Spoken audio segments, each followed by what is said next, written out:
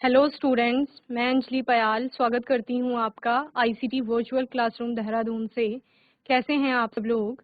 उम्मीद करती हूँ आप सब लोग अच्छे होंगे और अपनी लाइफ में बहुत बेहतर कुछ कर रहे होंगे। आज हम बात कर रहे हैं क्लास 11th की केमिस्ट्री की, और जैसा कि आप लोग जानते हैं आज हमारा लैब का सेशन है, तो यानी प्रैक्टिकल यहाँ पर हम लोग देखेंगे कि कैसे कैसे प्रैक्टिकल आते हैं, किस थ्योरी पे वो बेस है, कौन से प्रिंसिपल पे वो काम कर रहा है, आपका प्रोसीजर क्या होगा और किस प्रकार से आप अपनी लैब में परफॉर्म करेंगे वो यहाँ से आपको बताया जाएगा। ओके, लास्ट सेशन में हमने एक बेसिक आइडिया लिया था अपनी लेबोरेटरी का कि हमारी प्रयोगशाला कैसी होती है, यानी आपका अगर हम केमिस्ट्री लैब की बात कर रहे हैं तो वो किस प्रकार से अलग अलग सेक्शन में डिवाइडेड है, वहां पर क्या क्या चीजें आपको जो बेसिक रिक्वायरमेंट है वो आपकी क्या है, कॉमन आपको जो लेबोरेटरी इक्विपमेंट दिखाई देते हैं उनके क्या क्या नाम है, और कौन कौन सा इक्विपमेंट, कौन कौन सा ग्लासवेयर अपरेटस जिनको आप कह रहे हैं वो किस काम में यूज आ रहा है। तो आपने पढ़ा था वहां पर कि एक कोई भी अपरेटस है उसका एक क्या होगा, फिक्स्ड गोल होगा, यानी कि एक निश्चित उद्देश्य के लिए उसको बनाया गया है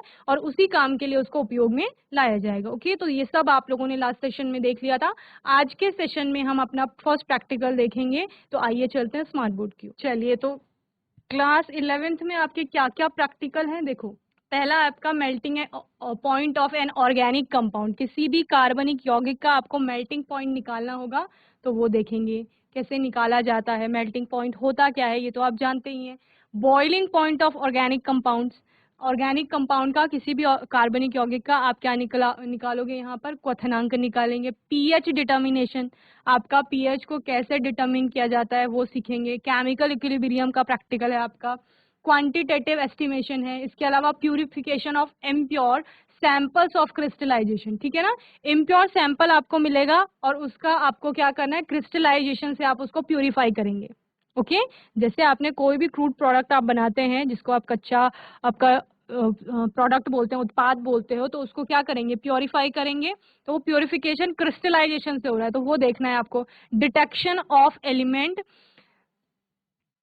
basic laboratory techniques, qualitative analysis of anions, qualitative analysis of cations, preparation of standard solution of oxalic acid, study the shift in equilibrium between ferric ions and thiocyanate ions, study the shift in equilibrium between COH2O whole 6 2 plus and Cl negative ions, study the process of filtration, heating of solution in a beaker। तो इतने सारे आपके ये practical हैं, इनमें से हम कुछ प्रैक्टिकल लेंगे।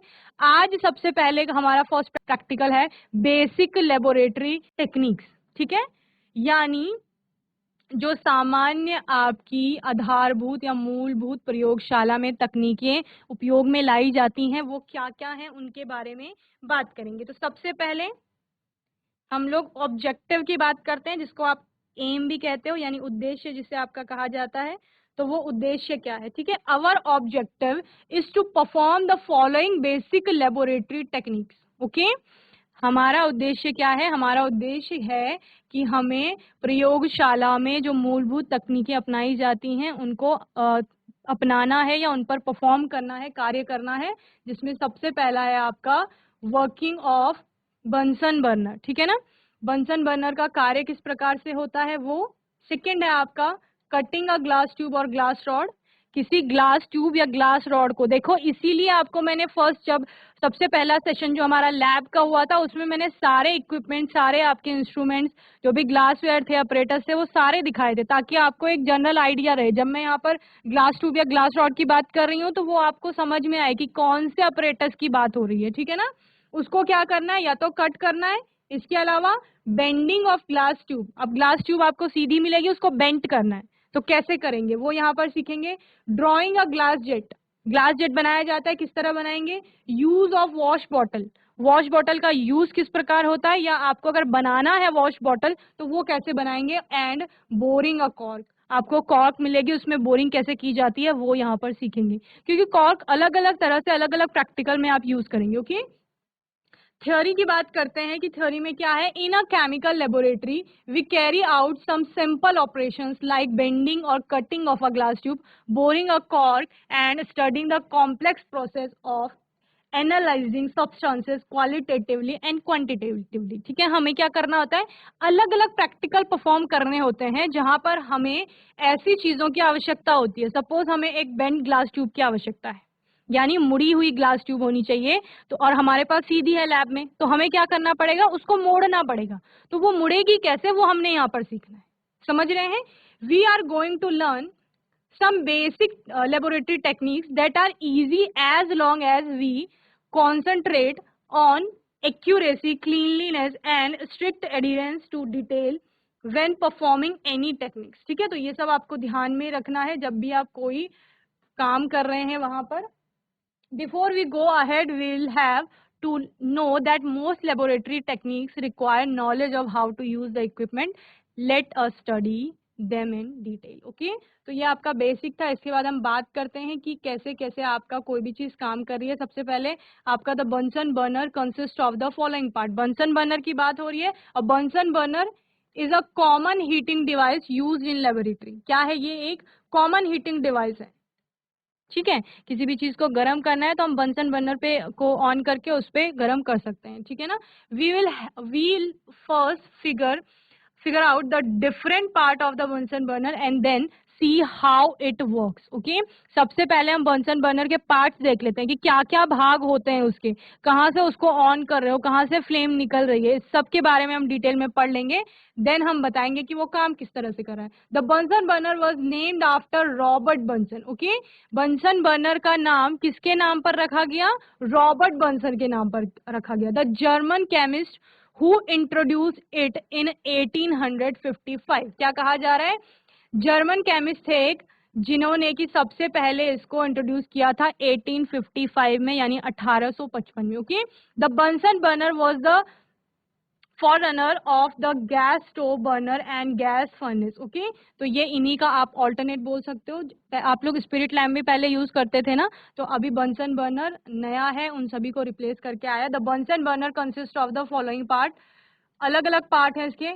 अ base that is made of cast iron that keeps the burner in a stable upright position. Okay, Bunsen burner आपका कैसा होता है बच्चे दिखने में?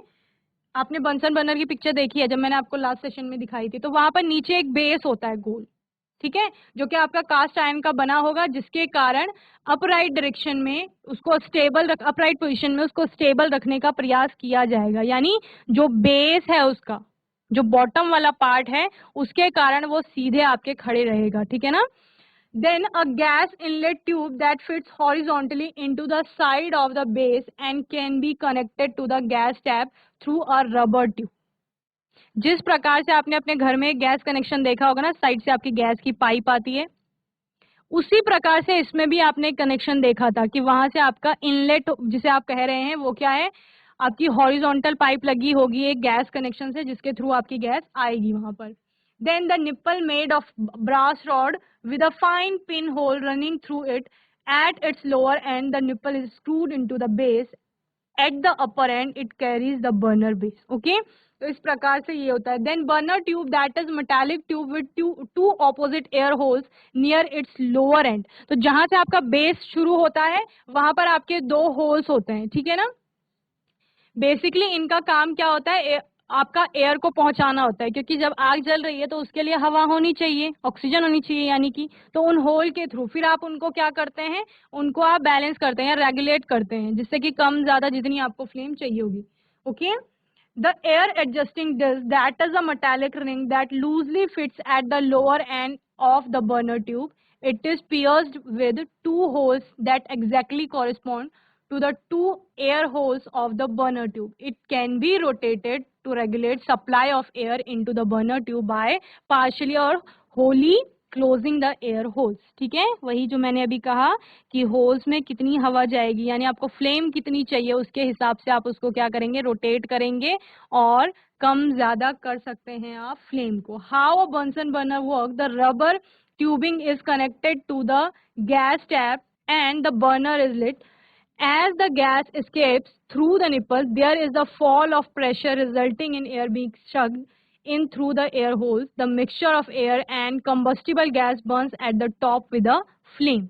क्या होगा? आप जो उसकी जो स्टॉप कॉक जिसे आप कह रहे हो या नोब जिसे आप कहते हैं, जब आप उसको ऑन करेंगे तो क्या होगा, गैस आपकी पास होगी ऊपर को, देन आप ऊपर से क्या करेंगे, फ्लेम को जलाने की कोशिश करेंगे और जो भी कंबस्टिबल आपकी गैस है, कंबस्टिबल गैस सपोज एलपीजी आपने उसमें सप्लाई कर रखी है, तो एलपीजी जलेगी आपकी और कहाँ से, ऊपर से फ्लेम निकलेगी। Depending on the quantity of air mix, जितनी हवा वहां पर मिक्स हुई है उसकी आपका क्वांटिटी कितनी है, यानी आपने कितनी हवा को होल से पास होने दिया है। The flame can be luminous और नॉन ल्यूमिनस, उस हवा की क्वांटिटी के बेस पर आप बता दोगे कि जो आपकी बनने वाली फ्लेम है, ज्वाला है, वो ल्यूमिनस है या नॉन ल्यूमिनस है। Okay, types of flames produced by the Bunsen burner. अब फ्लेम्स के टाइप देखो, आपने बहुत पहले फ्लेम्स के टाइप्स के बारे में पढ़ा होगा छोटी क्लासेस में, कितने टाइप के फ्लेम्स होते हैं।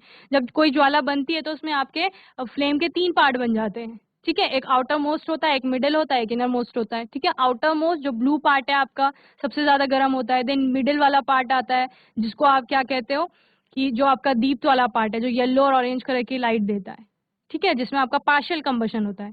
देन आपका इनर मोस्ट वाला जो डार्क पार्ट होता है, काला, जहां पर बिल्कुल भी कंबशन नहीं हो रहा है, ठीक है ना। इस तरह से आप 3 पार्ट में उसको डिवाइड करते हैं, तो उसी की बात कर रहे हैं। The coolest flame is the yellow and orange coloured one. तो इसमें आपकी फ्लेम जो बनेगी वो जो कूलेस्ट वाली होगी, जो ठंडी वाली होगी, वो कौन सी होगी, जो येलो और ऑरेंज कलर की फ्लेम बन रही है, ठीक है। It approximately 300 degree Celsius and is not used to heat anything, only to show that the Bunsen burner is on. It is called the safety flame. क्या कहा जा रहा है, इसका अप्रोक्सीमेटली टेम्परेचर जो होता है ना वो 300 डिग्री सेल्सियस होता है and is not use to heat anything, और इसका उपयोग किसी को भी गर्म करने के लिए नहीं किया जा रहा है। Only to show that the Bunsen burner is on, सिर्फ अगर आपको चेक करना है कि बंसन बर्नर ऑन है या नहीं है, तब आप इस वाली को ऑन करेंगे या जलाएंगे। It is called the safety flame. इसको क्या कहा जाता है, आपका सेफ्टी फ्लेम कहा जाता है। Okay, the medium flame also called the blue flame और the invisible flame is difficult to see in a well lit room. It is the most commonly used flame. It is approximately 500 degree Celsius. Okay, तो जैसे मैंने बोला जो blue वाला part होता है ना फ्लेम का आपका, वो सबसे गर्म होता है, तो वही यहाँ पर बोला गया है कि 500 डिग्री सेल्सियस आपका मीडियम फ्लेम जो है, या जिसको आप इनविजिबल फ्लेम कह रहे हैं, उसका टेम्परेचर होगा। The hottest flame called the roaring blue flame. तो ब्लू के 2 टाइप बताएं, एक मीडियम वाला और ये आपका जो हॉटेस्ट फ्लेम होगी वो भी कैसी है, रोरिंग ब्लू कलर की, is characterized by a light blue triangle in the middle and it is the only flame, it is the only flame of the 3 that makes a noise. The oxidizing flame और non luminous zone, इसको क्या कहा जाता है, oxidising flame कहा जाता है और नॉन ल्यूमिनस जोन कहा जाता है। विच इज हॉटेस्ट, जो क्या होता है सबसे गर्म होता है। Okay, is the portion that should be use for the purpose of heating. इसका उपयोग किस लिए किया जा रहा है, हीटिंग के लिए किया जा रहा है। The luminous zone is the brightest part of the flame. Luminous zone क्या होता है, ब्राइटेस्ट पार्ट होता है फ्लेम का, पूरी फ्लेम का सबसे आपका चमकदार भाग ये होगा। Okay, it is reducing in character and is use for reducing processes such as in charcoal cavity test, matchstick test and borax bead test of some radicals. It is approximately 700 degree Celsius. इसका temperature कितना होता है, लगभग 700 degree Celsius होता है। Okay, next है आपका Bunsen burner की वर्किंग आपने देख ली कि कैसे वो काम करता है। इसके बाद वॉश बॉटल है आपका नेक्स्ट। वॉश बॉटल आपने देखी है जो वॉशिंग वगैरह में काम में आती है, ठीक है। A wash bottle is a container in which distilled water is taken. Wash bottle आपकी क्या है, एक कंटेनर है, बेसिकली एक वेसल है जिसमें आपका, जैसे नाम से ही है वॉश बॉटल यानी वॉशिंग में आपके काम में आएगा और डिस्टिल्ड वाटर को यूज को रखने में ये काम में आता है, ठीक है। इसके अलावा with the help of wash bottle a fine stream of water can be obtained for washing precipitate and for other purposes, ठीक है ना। वॉश बॉटल में क्या होती है, एक स्ट्रीम निकलती है, एक धारा के साथ पानी बाहर निकलता है, जिससे क्या किया जाता है, आपका कोई भी अगर प्रेसिपिटेट बन रहा है, कोई कंपाउंड बन रहा है, तो उसको धोने में काम आएगा, या फिर आपको कोई भी अदर पर्पस आपके हो सकते हैं जिसमें आप इसका यूज करेंगे। Okay, now a days most laboratories use polythene wash bottles. It consists of flexible plastic material is fitted with a plastic tube having a jet at its outer end. On squeezing the bottle, a fine stream of water comes out of the jet. Okay, क्या किया जाता है, उसको आप press करेंगे bottle को, तो उससे एक फाइन स्ट्रीम निकलेगी वाटर की, जिससे आप काम करेंगे. Okay, now next one is glass rod. Glass rod का काम क्या है? It is a piece of laboratory equipment use to mix chemical and liquid for laboratory purpose.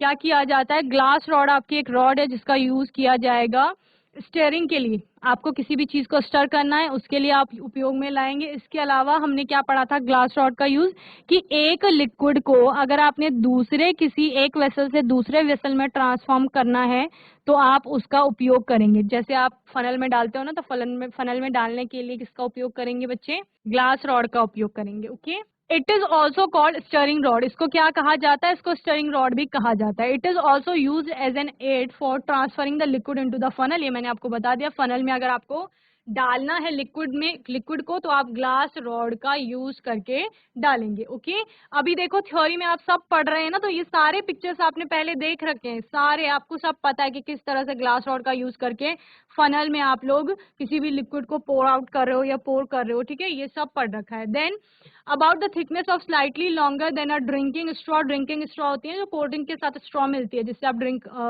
Cold drink को क्या करते हो, पीते हो. तो उसके ही साइज की क्या होती है आपकी ग्लास रॉड होती है, स्लाइटली लॉन्गर होती है, यानी कि लंबी होगी उससे थोड़ा, विद राउंडेड एंड, जिसके कि एंड कैसे होंगे? गोल होंगे. ऐसे नहीं होंगे कि शार्प एंड होंगे, गोल एंड होंगे उसके. Glass rod are made of borosilicated. ये बोरोसिल वाले ग्लास से बनी हुई होती है. ग्लास रॉड जैसे नाम ही है तो कांच की बनी होगी. नेक्स्ट है आपका ग्लास ट्यूब. अब ट्यूब क्या होगी? जैसे स्ट्रॉ होती है ना, वैसे ही ट्यूब होगी, हॉलो होगी, अंदर से खाली होगी. ठीक है ना, खोखली. The glass tubes are hollow piece of borosilicated glass. Glass tube क्या है आपका?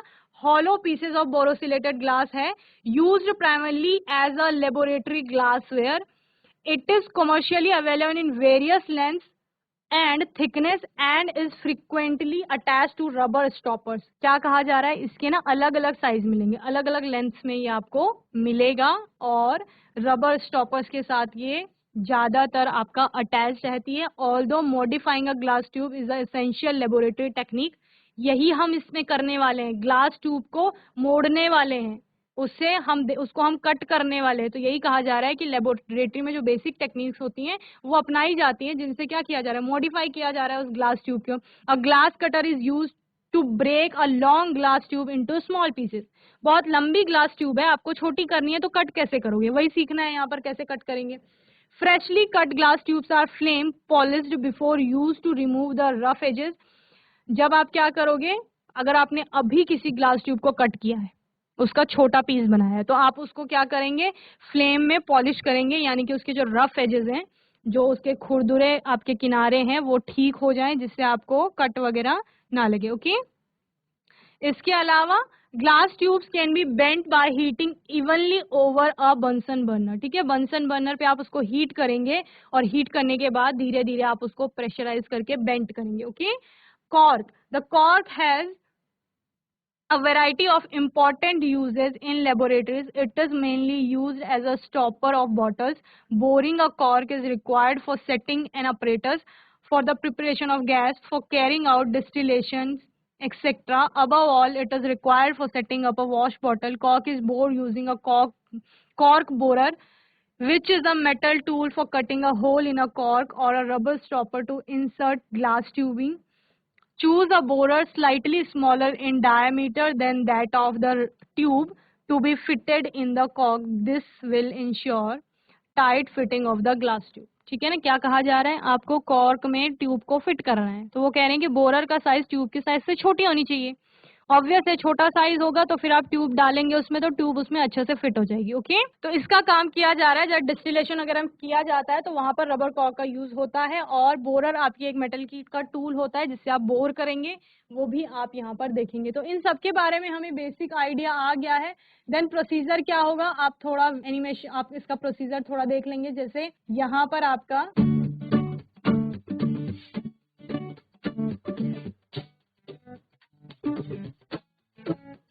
burner, spark Bunsen lighter. Burner हो गया आपका. ठीक है ना, A non-luminous ये काम flame कर रहा है, air किस तरह hole से of the काम कर रहा है ये हम burner नेक्स्ट सेशन में tube. पढ़ेंगे Add a अपना. glaze to इसके use अलावा it ये देखिए lengthwise glass into the tube को non-luminous किस flame of the प्रकार से burner.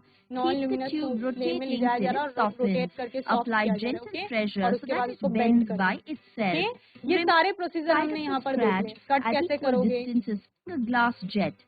ग्लास जेट कैसे We बनाएंगे? require length. Rotating meters. Air through the tube which bends wash at an bottle angle of कैसे बनाएंगे? 120. Through the tube एक which तो आपको bends at an angle of पहले से 60 बनी हुई degrees. मिलेगी, और अगर आपके Cork पास from नहीं है तो water. वॉश बॉटल कैसे बनाई जाएगी वो Wrap आप the यहाँ पर cork in सीखेंगे। a ये filter paper. कॉर्क को कैसे आप लोग फिट करेंगे, ये सब हम आने वाले सेशंस में देखेंगे। अभी आपने सिर्फ थ्योरी देखी है कि किस प्रकार से आपका कोई भी चीज सामने आ रही है और क्या क्या है आपके पास। जैसे ग्लास ट्यूब की बात कर रहे हैं, ग्लास रॉड की बात कर रहे हैं, ठीक है ना? चलिए, तो बच्चों मैं उम्मीद करती हूँ आज का सेशन आपको समझ में आया होगा। आज के सेशन में हमने इसकी थ्योरी देखी, जो आपका प्रैक्टिकल है आपका फर्स्ट, जिसमें बेसिक आपको टेक्निक्स अपनानी है कि कोई भी इक्विपमेंट है जो उसको कैसे आप चेंज कर लेंगे, या जो भी प्रैक्टिकल परफॉर्म करना है उसके अकॉर्डिंग उसको बना लेंगे। जैसे अगर ग्लास ट्यूब आपको सीधी मिल रही है तो उसको बेंड कैसे करेंगे, अगर कॉर्क में आपको बोर करना है तो वो कैसे करेंगे, बर्नर बंसन बर्नर आपका कैसे काम करता है उसके बारे में देखेंगे, ग्लास रॉड को कैसे कट करना है वो यहाँ पर सीखेंगे, ठीक है ना? तो आने वाले सेशन में हम प्रोसीजर देखेंगे और फिर आप लोग अपनी लैब्स में उसको परफॉर्म करेंगे, ओके? तब तक के लिए आईसीटी वर्चुअल क्लासरूम से जुड़ने के लिए धन्यवाद।